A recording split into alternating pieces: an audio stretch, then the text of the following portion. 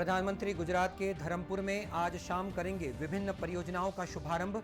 श्रीमद राजचंद्र अस्पताल का होगा उद्घाटन।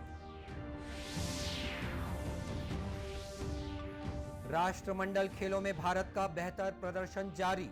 तेजस्विन शंकर ने ऊंची कूद में कांस्य तो लवप्रीत ने भारोत्तोलन में जीता ब्रॉन्ज मेडल। गोधन योजना के तहत गोबर विक्रेताओं को दिए गए 5 करोड़ 60 लाख रुपए। मुख्यमंत्री ने ऑनलाइन ट्रांसफर की राशि।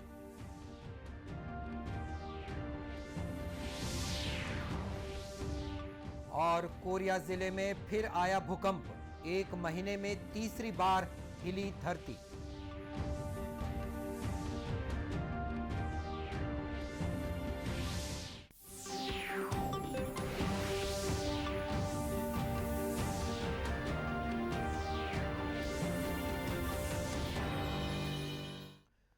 नमस्कार, आप देख रहे हैं दूरदर्शन समाचार। मैं हूं मनीष अहलुवालिया और अब समाचार विस्तार से। प्रधानमंत्री नरेंद्र मोदी आज गुजरात के धरमपुर में श्रीमद राजचंद्र मिशन की विभिन्न परियोजनाओं का शुभारंभ करेंगे। प्रधानमंत्री वलसाड़ जिले के धरमपुर में श्रीमद राजचंद्र अस्पताल का उद्घाटन करेंगे। इस पूरी परियोजना पर लगभग 200 करोड़ रुपए की लागत आई है। 250 बिस्तरों के अस्पताल में अत्याधुनिक चिकित्सा सुविधाएं उपलब्ध होंगी। प्रधानमंत्री श्रीमद राजचंद्र पशु अस्पताल की भी आधारशिला रखेंगे। इस अस्पताल पर लगभग 70 करोड़ रुपए की लागत आएगी। यह अस्पताल पशुओं की देखभाल और उपचार के लिए पारंपरिक औषधि के साथ साथ समग्र चिकित्सा देखभाल उपलब्ध कराएगा। प्रधानमंत्री महिलाओं के लिए श्रीमद राजचंद्र उत्कृष्टता केंद्र की आधारशिला भी रखेंगे। ये उत्कृष्टता केंद्र लगभग 40 करोड़ रुपए की लागत से बनाया जाएगा और इसमें मनोरंजन के अलावा स्व विकास कार्यक्रमों की सुविधा भी उपलब्ध होगी। इसमें 700 से अधिक जनजातीय महिलाओं को रोजगार मिलेगा और हजारों लोगों के लिए आजीविका की व्यवस्था होगी। बात कर लेते हैं राष्ट्रमंडल खेलों की। 22वें राष्ट्रमंडल खेलों में भारत का बेहतर प्रदर्शन लगातार जारी है। भारत के तेजस्विन शंकर ने पुरुषों की ऊंची कूद में 2.22 मीटर छलांग लगाकर कांस्य पदक जीता। कॉमनवेल्थ गेम्स इतिहास में हाई जंप में भारत का यह पहला पदक है। भारोत्तोलन में लिफ्टर्स का शानदार प्रदर्शन जारी है। गुरदीप सिंह ने 109 किलोग्राम से अधिक भार वर्ग में कांस्य पदक जीता है। लवप्रीत सिंह ने 109 किलोग्राम वजन वर्ग में ब्रॉन्ज मेडल अपने नाम किया। इसी तरह स्क्वैश में सौरभ घोषाल ने इतिहास रचते हुए कांस्य पदक जीतने में कामयाबी पाई। स्क्वैश के सिंगल्स स्पर्धा में राष्ट्रमंडल खेलों के इतिहास में भारत का यह पहला कांस्य पदक है। सौरभ ने इस जीत को ऐतिहासिक बताया। वहीं जूडो में महिलाओं के 79 किलोग्राम वर्ग में तुलिका मान ने रजत पदक जीता, जबकि महिला क्रिकेट में भारत ने सेमीफाइनल में जगह बना ली है।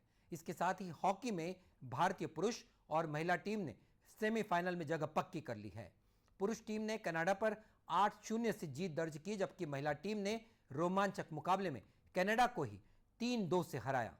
महिला मुक्केबाजी में निखत जरीन और नीतू सिंह ने अपने अपने भार वर्ग के सेमीफाइनल में पहुंचकर अपने पदक को पक्का कर लिया है। मुख्यमंत्री भूपेश बघेल ने गोधन न्याय योजना के तहत पशुपालक ग्रामीणों, गौठानों से जुड़ी महिला समूहों और गौठान समितियों को 5 करोड़ 60 लाख रुपए की राशि ऑनलाइन जारी की, जिसमें 16 जुलाई से 31 जुलाई तक गौठानों में पशुपालक ग्रामीणों, किसानों, भूमिहीनों से खरीदे गए गोबर के एवज में 2 करोड़ 17 लाख रुपए का भुगतान, गौठान समितियों को 2 करोड़ 7 लाख और महिला समूहों को 1 करोड़ 37 लाख रुपए की लाभांश राशि शामिल है। गोधन न्याय योजना के तहत राज्य में अब तक हितग्राहियों को 301 करोड़ 42 लाख रुपए से का भुगतान किया जा चुका है। आज 6 करोड़ 50 लाख रुपए के भुगतान के बाद यह आंकड़ा 307 करोड़ 92 लाख रुपए हो जाएगा। गोधन न्याय योजना देश की इकलौती ऐसी योजना है जिसके तहत छत्तीसगढ़ राज्य के गौठानों में 2 रुपए किलो की दर से गोबर और 4 रुपए लीटर की दर से गौमूत्र की खरीदी की जा रही है। गौठानों में 15 जुलाई तक खरीदे गए गोबर के एवज में गोबर बेचने वाले ग्रामीणों को 153 करोड़ 42 लाख रुपए का भुगतान किया जा चुका है। केंद्र सरकार के आह्वान पर शुरू किए गए घर घर तिरंगा अभियान को देखते हुए जिला कार्यालय रायपुर ने तिरंगा विक्रय केंद्र शुरू कर दिए हैं। हर घर झंडा अभियान के प्रदेश संयोजक बृजमोहन अग्रवाल ने लोगों की सुविधा के लिए तिरंगा विक्रय केंद्र का शुभारंभ किया। इस अवसर पर बृजमोहन अग्रवाल ने कहा, देश के प्रधानमंत्री नरेंद्र मोदी ने आजादी के अमृत महोत्सव के अवसर पर पूरे देश में लगभग 20 करोड़ घरों में झंडा फहराने का लक्ष्य रखा है। उसी परिप्रेक्ष्य में छत्तीसगढ़ के 25 लाख घरों में तिरंगा फहराने का लक्ष्य भारतीय जनता पार्टी ने लिया है। भाजपा के प्रदेश अध्यक्ष विष्णुदेव साय ने कहा कि सभी अपने घर के सबसे छोटे सदस्य से झंडा फहराएं ताकि वह भी आजादी के महत्व को समझ सके। मना रही है, ये सरकारी प्रोग्राम है, हमारी पार्टी उसमें सहयोगी है और 20 करोड़ से ज़्यादा घरों में पूरे देश में हर घर में तिरंगा फहराना चाहते हैं। हमारे आदरणीय प्रधानमंत्री जी की सोच है। इधर आजादी के अमृत महोत्सव के तहत हर घर तिरंगा अभियान के लिए रायपुर में महिला समूहों द्वारा बनाए गए तिरंगा झंडे घर घर में फहराए जाएंगे। जिला प्रशासन की मदद से तिरंगा बनाने का काम उजाला ग्राम संगठन की 30 महिलाओं ने शुरू किया है। 8 अगस्त तक महिलाओं ने लगभग 60,000 झंडे बनाने का लक्ष्य रखा है। इन झंडों को बनाने के लिए माप आदि की तकनीकी जानकारी और मार्गदर्शन जिला पंचायत के आजीविका मिशन से जुड़े अधिकारियों ने दिया है। समूह की सदस्यों ने बताया कि वे खादी और पॉलिएस्टर से तिरंगा बना रही हैं। अलग अलग कपड़ों के मटेरियल के हिसाब से 40 रुपए से लेकर हम 150 रुपए तक के झंडे बना रहे हैं। और हमारी महिलाओं द्वारा है ना, जो अभी 2000 से प्रोडक्शन कर दी हैं। रोज़ है ना, जो इन लोग 2000 झंडे का उत्पादन कर रही हैं। यहाँ पर 30 महिलाएं काम कर रही हैं और रोज़, और 60,000 का लक्ष्य है। बताया गया है कि महिला समूह के सदस्यों द्वारा बनाए गए इन झंडों को किफायती दरों पर सी मार्ट के साथ ही गांव-गांव की उचित मूल्य की राशन दुकानों पर बिक्री के लिए उपलब्ध कराया जाएगा। नगरीय निकायों और शासकीय कार्यालयों में भी स्टॉल लगाकर शासकीय अधिकारियों, कर्मचारियों सहित आम जनों को झंडे उपलब्ध कराए जाएंगे।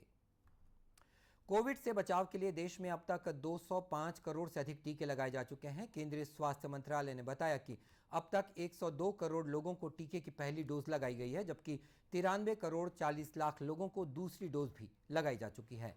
इधर छत्तीसगढ़ में अब तक 4 करोड़ 51 लाख से अधिक वैक्सीन लगाए जा चुके हैं, जिनमें 18 साल से अधिक उम्र के लोगों को 2 करोड़ से ज्यादा पहली डोज और 1 करोड़ 80 लाख से ज्यादा दोनों डोजेस लगाई जा चुकी हैं। इसी तरह लगभग 32,94,000 से ज्यादा बूस्टर डोजेस भी लगाई जा चुकी हैं। इसी तरह राष्ट्रीय राजधानी दिल्ली में चौथे व्यक्ति में मंकी पॉक्स संक्रमण की पुष्टि हुई है। इसके साथ पूरे देश में मंकी पॉक्स संक्रमितों की संख्या अब 9 हो गई है। केंद्र सरकार ने इससे बचाव के लिए क्या करें और क्या नहीं करें की सूची जारी की है। परामर्श में कहा गया है कि लंबे समय तक या बार बार संक्रमित मरीजों के संपर्क में आने पर मंकी पॉक्स हो सकता है। परामर्श सूची में सलाह दी गई है कि संक्रमण का फैलाव रोकने के लिए संक्रमित व्यक्ति को अलग थलग रखा जाना चाहिए। छत्तीसगढ़ के कोरिया जिले में एक बार फिर भूकंप के झटके महसूस किए गए हैं। रिक्टर स्केल पर इसकी क्षमता 4.7 मापी गई है। इस लिहाज से इसे छत्तीसगढ़ में अब तक का सबसे ज्यादा तीव्रता वाला भूकंप का झटका माना जा रहा है। एक महीने के अंदर तीसरी बार यह है कि जब भूकंप के झटके महसूस किए गए हैं। इससे 6 दिन पहले दूसरी बार बैकुंठपुर में भूकंप के झटके महसूस किए गए थे।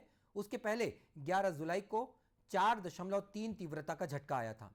इससे पहले 16 मार्च को भी अंबिकापुर संभाग में भूकंप के झटके महसूस किए गए थे। तब रिक्टर पैमाने पर 3.1 तीव्रता के भूकंप को मापा गया था। दरअसल नर्मदा सोन भ्रंश और तातापानी भ्रंश के आसपास के क्षेत्र में प्लेट टेक्टोनिक गतिविधियां होती रहती हैं। इसके कारण भूकंप के झटके लग रहे हैं। भूकंप आने के पीछे इस बार भी यही कारण माना जा रहा है। आपदा प्रबंधन भारत सरकार और भारतीय भूवैज्ञानिक सर्वेक्षण द्वारा अंबिकापुर और उत्तरी छत्तीसगढ़ को भूकंप ग्रसित क्षेत्र में दर्शाया गया है। हालांकि इसे कम तीव्रता वाले क्षेत्र में रखा गया है, लेकिन इस बार भूकंप की तीव्रता ने सबको चौंका दिया है। जांजगीर चांपा जिले में हुए सड़क हादसे में 3 स्कूली बच्चे गंभीर रूप से घायल हो गए हैं। बताया गया है कि तेज रफ्तार हाईवा ने स्कूल जा रहे बच्चों को अपनी चपेट में ले लिया। हादसे में घायल तीनों बच्चों को इलाज के लिए अस्पताल में भर्ती करा दिया गया है।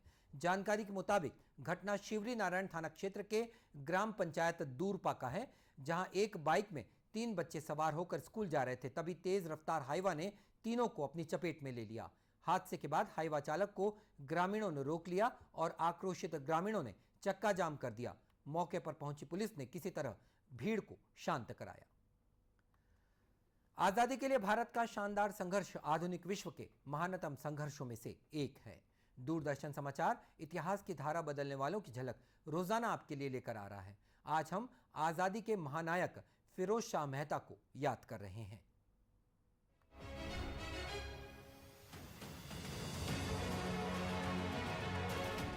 आज हम राष्ट्रवादी नेता फिरोज शाह मेहता को याद कर रहे हैं, जिनका जन्म 4 अगस्त 1845 को बॉम्बे में हुआ था। मेहता ने 1864 में लिंकन इन में प्रवेश किया और बार के लिए योग्यता प्राप्त की। इंग्लैंड में रहते हुए वो दादा भाई नौरोजी से मिलने जाया करते थे और ये मुलाकातें उनके उदार दृष्टिकोण को ढालने में महत्वपूर्ण साबित हुई। केटी तैलंग और बदरुद्दीन तैयब जी के अलावा रानाडे गोखले, दिनशॉ वाचा, उमेश चंद्र बनर्जी और बाल मोहन वागले उनके कुछ करीबी दोस्त थे। शिक्षा के प्रति वो जीवन भर आकर्षित रहे। फिरोज शाह मेहता ने शिक्षा को ऐसा माध्यम माना जिसके जरिए भारत तेजी से अपना आधुनिकीकरण कर सकता है। उन्होंने स्वदेशी बैंक यानी सेंट्रल बैंक ऑफ इंडिया की स्थापना में मदद की। मेहता को मुख्य रूप से आधुनिक बॉम्बे नगर निगम के संस्थापक के रूप में याद किया जाता है, जिसे उन्होंने लगभग आधी शताब्दी तक विशिष्ट तरीके से बढ़ावा दिया और वहां सेवा की। वो मुख्य रूप से अंग्रेजी समाचार पत्र बॉम्बे क्रॉनिकल की स्थापना के लिए जाने जाते थे, जो राष्ट्रवादी आंदोलन के प्रति भारतीय जनता की राय व्यक्त करने के लिए एक महत्वपूर्ण साधन बन गया था। न्यायमूर्ति तैलंग के साथ उन्होंने 1885 में बॉम्बे प्रेसिडेंसी एसोसिएशन की स्थापना की और इसके सचिव के रूप में कार्य किया। फिरोज शाह मेहता भारतीय राष्ट्रीय कांग्रेस के संस्थापक सदस्यों में शामिल थे। उन्होंने 1890 में कलकत्ता में आयोजित कांग्रेस अधिवेशन की अध्यक्षता की। अध्यक्षीय संबोधन में फिरोज शाह मेहता ने कहा, साथियों, वो तमाम आंदोलन जिन्हें लेकर हम चिंतित हैं, वो कई चरणों से गुजरते हैं। पहला चरण होता है उपहास का, दूसरा होता है दुष्प्रयोग का, जिसके बाद मिलती है कुछ रियायत, और वो भी आंदोलन को और आगे न बढ़ाने की चेतावनी के साथ। और इन सब का अंतिम चरण वो होता है दोस्तों, जब आंदोलन के मकसद को अपनाया जाता है।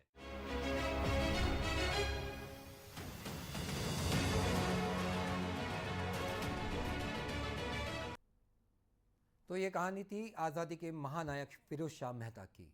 दूरदर्शन केंद्र रायपुर से प्रसारित होने वाले प्रादेशिक समाचार को आप YouTube पर भी देख सकते हैं। हमारे YouTube channel Chhattisgarh DD news पर प्रादेशिक समाचार उपलब्ध रहेगा।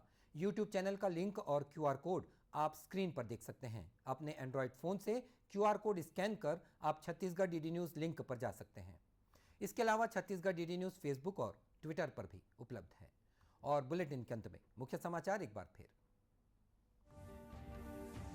प्रधानमंत्री गुजरात के धरमपुर में आज शाम करेंगे विभिन्न परियोजनाओं का शुभारंभ। श्रीमद राजचंद्र अस्पताल का होगा उद्घाटन। राष्ट्रमंडल खेलों में भारत का बेहतर प्रदर्शन जारी। तेजस्विन शंकर ने ऊंची कूद में कांस्य, तो लवप्रीत ने भारोत्तोलन में जीता ब्रॉन्ज मेडल। गोधन योजना के तहत गोबर विक्रेताओं को दिए गए 5 करोड़ 60 लाख रुपए। मुख्यमंत्री ने ऑनलाइन ट्रांसफर की राशि।